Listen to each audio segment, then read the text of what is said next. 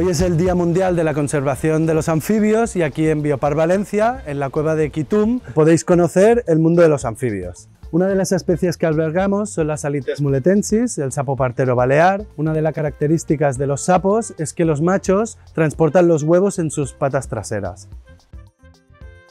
Otra de las especies que albergamos son las Discophus guineti, son las ranas tomate, son endémicas de Madagascar.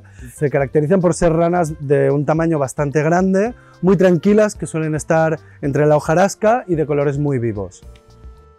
En la exhibición de anfibios también podemos ver dos tipos de mantela, las mantela bechileo y las mantela aurantiaca. Ellas también son endémicas de Madagascar y están incluidas en la lista roja de especies protegidas. También podemos ver las Epipedobates tricolor, las ranas fantasmas, son unas ranitas muy pequeñas con unas bandas de color rojo y blanco. Aquí en Biopar Valencia conseguimos reproducir esta especie, los dos padres suelen cuidar de los huevos, cuando eclosionan los renacuajos se suben a la espalda del macho y él los va depositando en las diferentes charquitas de la instalación. Una de las especies más llamativas son las Dendrobates tintorius azurius, son las ranas de veneno azul.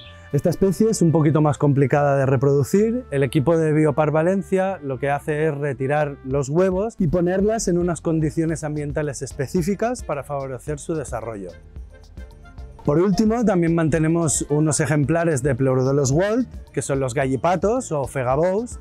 Es una especie endémica de la Comunitat Valenciana y mantenemos un proyecto de cría y conservación junto con la Consellería.